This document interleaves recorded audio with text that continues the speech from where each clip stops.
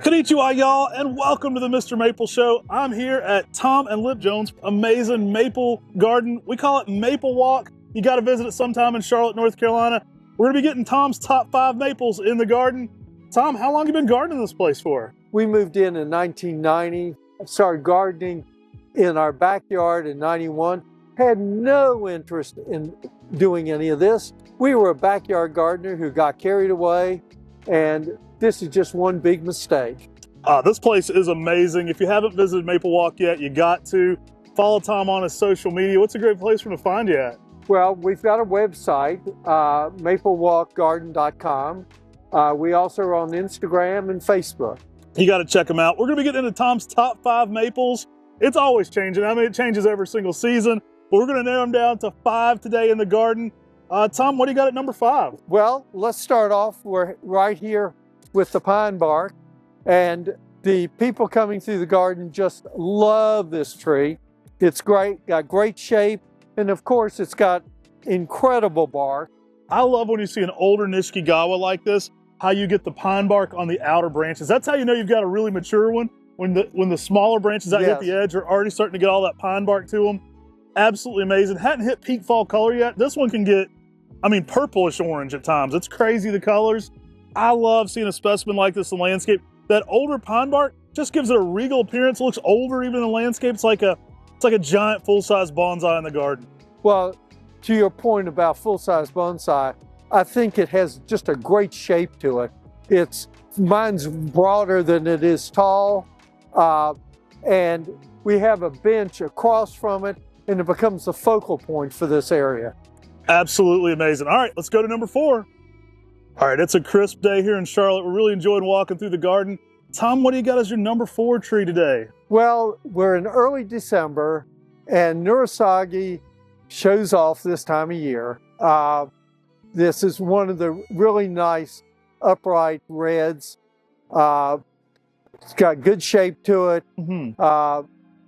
And we get a lot of visitors this time of year just to see the maples.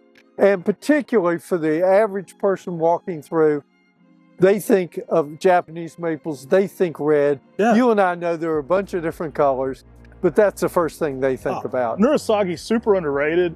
I love it for its shape. Typically has a more narrow canopy than a lot of the other big uprights. You got a nice specimen here though, and the sun is just hitting this thing right. Absolutely on fire for fall color right now. Love the tree. Holds its color well in the summer too, I'd imagine right here. It does. For a good bit of sun here in the spot, it really holds that color late into the season.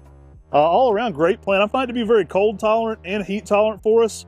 Kind of pushes zones both ways. Underrated. You don't see Nurasagi as much as you used to in the trade. Great plant. Now this is an old variety, is that right? Yeah, it's been around a good bit. I don't know if it's quite 1700s, but it's early cultivar from Japan. Yeah. Moving along through the garden, we've got number 3. What's this beautiful specimen behind us here? This is Osakazuki, and for many people, this is the reddest maple around in the fall. And we have people who come just to photograph this maple every year. Everything is a little bit late this year, and I keep telling people when they want to come to see the peak of the maples, and I remind them the maples turn over a number of weeks, and there's not exactly one day that you're going to see all of them. But this is a really pretty tree in early December. Hard to beat Osakazuki for fall color. I did a full cultivar breakdown. You have to come check it out for sure.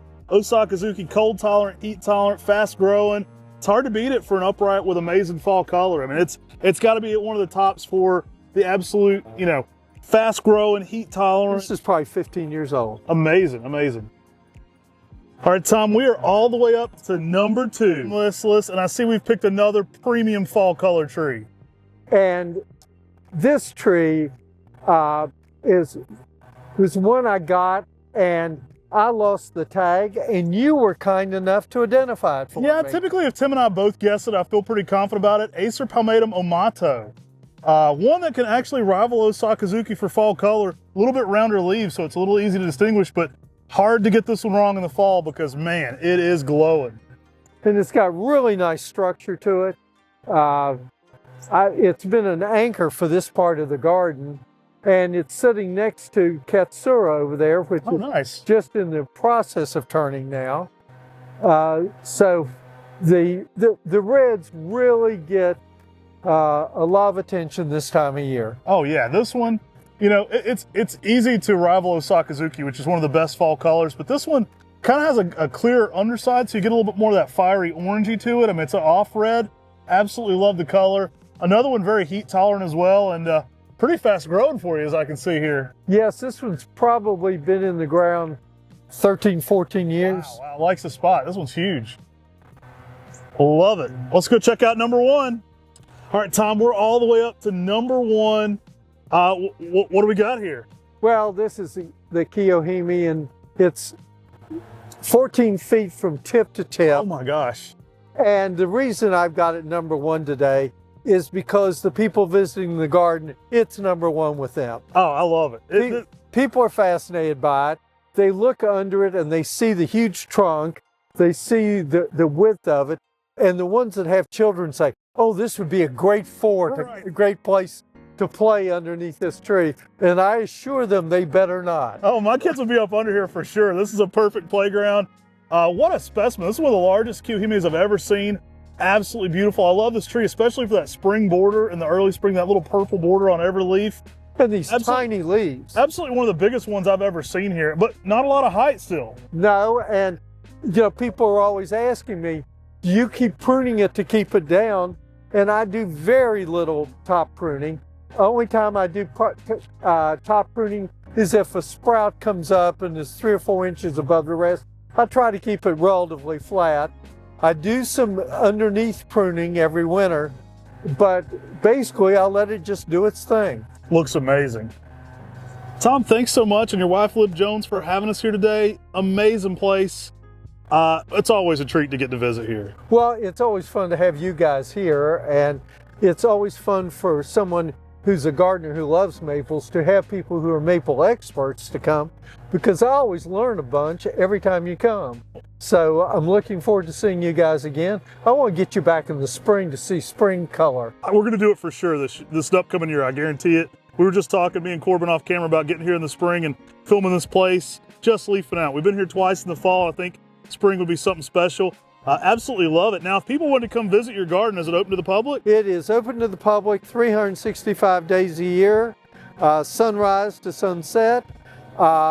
If people want private tours, they can check out our website at maplewalkgarden.com and get information on that, and we'd be glad to see them here. Guys, thanks so much for sticking around for this top 5. Take care, God bless, and have a great day.